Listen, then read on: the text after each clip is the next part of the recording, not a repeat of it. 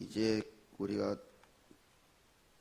월요일부터 그 큐티집 그 내용으로 하다 보니까 이렇게 이제 1절에서 11절 이런 식으로 끊어져요, 내용이. 오늘 그 제목이 또 그리고 있어요, 큐티집에는. 제목이 뭐가 되어 있냐면, 악인이 형통한 날에 성도가 선택할 삶의 방식, 이렇게 되어 있어요, 제목이.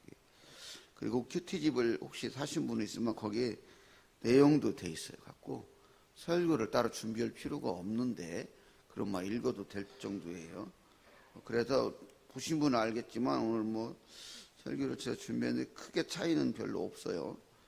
새로 뭐 사실 준비할 것도 없더라고요.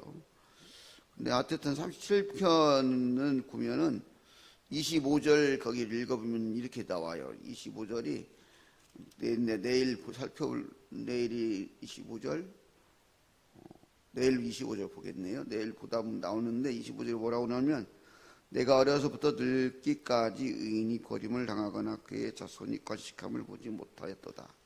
그리고 표제는 뭐라고 돼 있어요? 다윗의 시라고 돼 있잖아요. 그러니까 다윗이 아주 노년, 어떻게 보면 인생의 그 말미에 이 쓴 시편이라고 보는 거예요. 그래서 이 노년기에 이제 자신의 지난 날들을 회상해 보니까 의인이 고난당하고 그 악인이 번영하는 그 문제를 이제 가지고 생각을 해보는 거예요. 그리고 고난 중에 있는 의인이 이렇게 악인으로 인해서 그 형통을 보고 시험에도 빠질 수 있다. 자기의 경험 속에서 보니까 그럴 수 있을 것 같아요. 그러한 질문을 하면서 거기에 대한 자기가 경험한 인생의 답을 얘기해 주는 거예요, 지금. 근데 이러한 또 질문을 대표적으로 이렇게 했던 사람이 하나 있잖아요. 욥이라는 사람이. 욥이라는 사람은 이렇게 우리가 딱 읽어보면 욥기가 43장인가요? 근데 42장인가 43장인데 욥기는 사실상 그 자기가 당한 고난에 대한 확실한 결론, 답이 없어요. 욥기에서 뭐 이게 그 끝 마지막 장만을 보고 욥이 고난을 당했는데 나중에 몇 배의 복을 받고 그런 식으로 해서 그런 사람은 욥기를 잘못했을 거예요. 욥기는 결론이 어떠한 이유로 고난을 받았다 그런 답이 없는 거예요, 욥기는. 그런데도 우리는 어쩐다는 거예요? 하나님을 신뢰하고 나가야 된다. 신앙에서 오늘 저는 그래도 악인은 반드시 나는 겨와 같이 이렇게 쓰러지는 풀처럼 싹 사라지는 처벌을 받지만 의인은 다 형통하게 된다. 이것은 괜찮은 거예요. 견딜 수 있다는 거죠. 오늘 결론은 그것도 괜찮은 건데 욥기는 그런 결론이 없어요. 사실상 욥기는 내 고난을 받았지 그 이유가 없는 거예요. 그래서 어려운 점이 있는 거예요. 우리들이 살다 보면 때로는 그런 해답을 보지 못하고 죽을 수가 있어요. 그렇잖아요? 세상의 결론이 모두 악인은 결국에는 권선징악으로 벌을 받고 의인은 결국에는 잘 돼. 그런 해답이 명확하게 있으면 뭐 고민할 일이 뭐 있어요. 더 참고 있냐 하는 거죠. 그러나 그렇지 않은 인생도 있다는 거예요. 우리의 믿음이 그런 걸로써 이렇게 좌지우지 돼서는 안 된다. 믿음은 그리 아니하질도다가 믿음이에요. 내가 인생에서 그 해답을 찾고 악인이 벌을 받고 의인이 잘 되는 꼴을 보고 그러지 못할지라도 우리는 오직 하나님을 의지하고 예수 그리스도를 믿는 믿음으로 사는 거예요. 왜냐하면 그 모든 것을 우리가 보지 못할 때 우리에게는 확실한 결론이 있어요. 천국을 가게 되는 거예요. 우리가 궁극적으로 가야 될 곳, 그리고 우리가 누구나 소망해야 될 천국이 우리에게 확실하게 보장됐다는 거예요. 그것 때문에 참고 인내해야 된다는 거예요.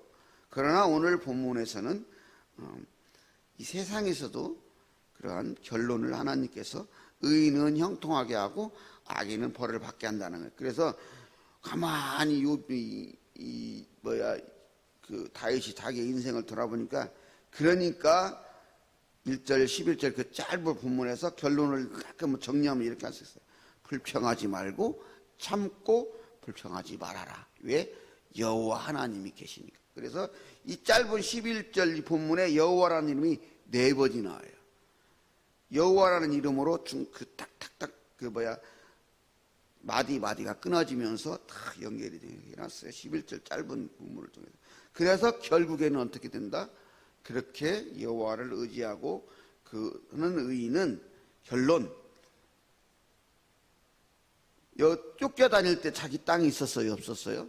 의지할 것도 없잖아요. 불로 피하고 심지어 갈 곳 없어서 블레셋 땅으로도 피하고 암몬 땅으로도 피하고 그렇게까지 했잖아요. 다윗이 또 미친 짓도 하고 막 이렇게 하면서 거짓말도 하고 이렇게 하면서 근근히 살고 자기 땅이 어디 있었어요? 자기 당장 오늘 잠잘 곳, 뭐 먹을 것 그것도 못했는데 어디에 결국에는 왕이 되고 왕국의 주인이 되고 그렇게 되잖아요. 그래서 이렇게 풍성한 화평을 누리게 되면서 자기 땅을 차지하게 되고 그렇게 여호와 하나님을 신뢰하고 인내하고 온유하게 인내하는 그 사람에게는 반드시 그러한 형통의 복이 있게 된다는 거예요. 생각해 보면 얼마나 다윗의 삶이 정말 억울합니까? 잘못한 게 뭐가 있어요? 들판에서 양칠 때 하나님께서 같이 해주셔서 그 온갖 고난 그런 거 다 견디면서 참 저는 이해가 안 가는 거지. 그 이새의 8 아들이 있었는데 어떻게 막내한테 양을 치는 일을 시켰을까? 이해가 안 돼요. 그 눈에 넣어도 안 넣을 그 막내한테 왜 양을 치라고 했을까? 이새가. 참 이해가 안 가. 성경 읽다 보면요. 그잖아요? 막내면 보통 집구석에 이렇게 옆에다 놓기 끄고 우리 막내 이렇게 키웠어야 될 것 맞잖아요. 그런데 막내가 양을 쳐요. 이새의 집은 참 이상해. 근데 그것도 우리 생각이고 생각해보면 하나님의 뜻이라는 그 다윗이라는 사람은 그 양을 칠 때도 서럽지 않았겠어. 제가 볼 때는 서러웠을 것 같아요. 막내인데 양을 치라고. 우리 아버지는 그 7명이나 되는 형들도 있는데 나보고 양을 치라고 한대. 양 치는 일이 쉽나요? 들에서 이슬 맞아야 되죠. 계속 그 유대라는 나라를 가보면 알지만은 그 야생에서 산다는 것이 결코 좋지 않은 나라예요. 그렇지. 또 그때 당시에는 듣짐승들도 그렇지. 듣짐승만 있나요? 또 도둑대도 있고 뭣도 있고 막 그런 속에서 막내가 양을 쳤다. 그러다 보니까 아주 어려서부터 다윗은 해답이 없어요. 우리 아버지도 이러는데 누굴 믿어? 하나님밖에 없는 거예요. 그 여호와 하나님만 의지하고 그렇게 살았더니 신기하게도 양치는 일 그냥 잘해는 거예요.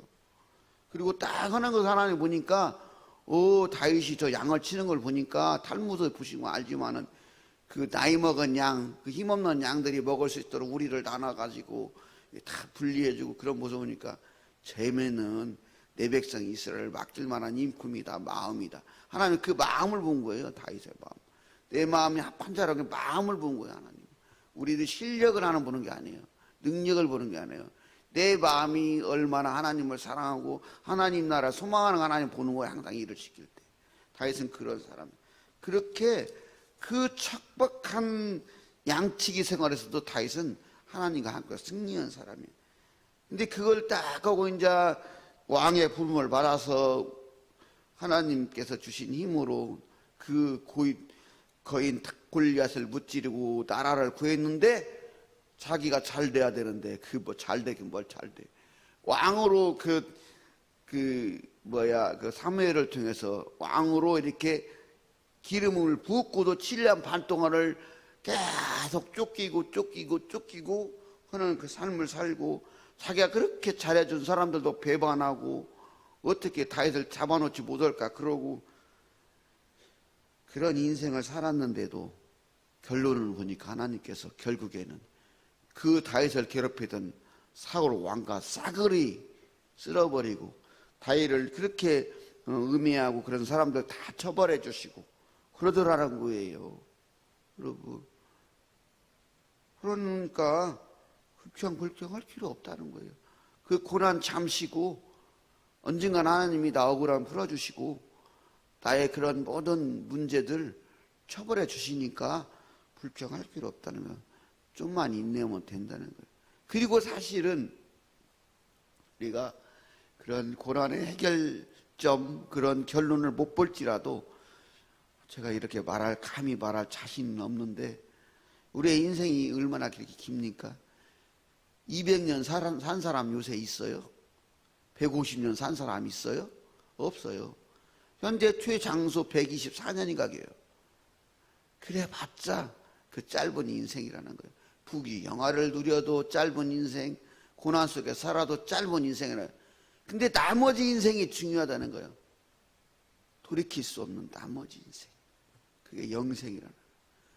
그 영생의 소망이 우리가 있기 때문에 견딜 수 있다는 거예요.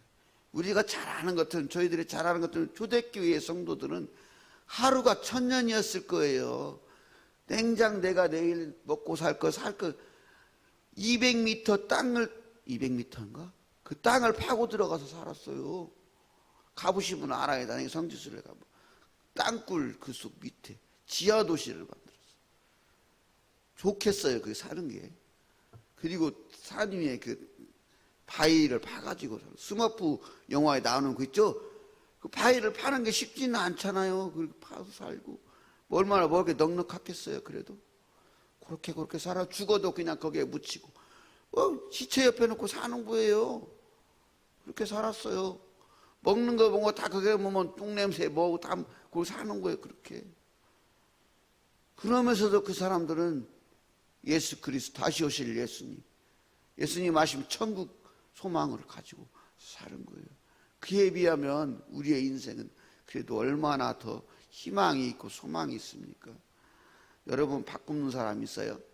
집이 없어가지고 물론 전세월세 사시는 분도 있을 수 있어요. 그런 분 있나요? 없잖아요.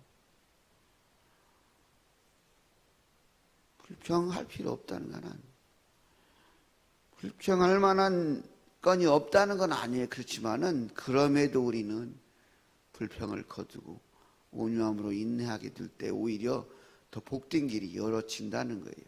근데 실제로 그러더라고요. 불평을 달고 살면 내 인생이 불평의 인생이 돼요. 근데 아무리 힘들고 불평이 있어도 감사로 살면 감사의 인생이 되어집니다. 실제로 그렇습니다. 그래서 여러분 우리는 소망으로 인내하면서 하나님께서 주신 그 복을 누리면서 영원한 천국의 소망까지 누리면서 또 나와 함께하는 모든 이들도 그런 소망으로 인도하는 사람 인생으로 우리가 살아야 되겠어요. 요한계시록 14장 12절은 이렇게 말해요. 성도들의 인내가 여기 있으니 그들은 하나님의 계명과 예수에 대한 믿음을 지키는 자니라. 이게 성도라는 거예요. 잘 먹고 잘 살고 순풍 하나님 감사 그게 아니고 이렇게 사는 게 성도라는 거예요. 이럼에도 인내하는 게 성도라는 거예요. 여러분 제가 맨날 좋은 얘기만 해야 되는데 저도 잘 못 살으면서 이런 말씀 드려서 죄송한데 믿음은 인내예요. 고난을 이기는 거고 더군 그럼에도 하나님께서 순풍순풍 잘 되게 해주시면 더 감사하죠. 그렇지 않을지라도 우리는 감사하며 살아야 되는 게 믿음입니다. 이렇게 잘 견뎌서 소망의 인내를 이루면서 소망의 천국에서 모두 하나님께 주신 은혜와 복을 누리는 그리고 그렇게 인생을 살아가시는 우리 봉사학교 성도님 되기를 소망합니다.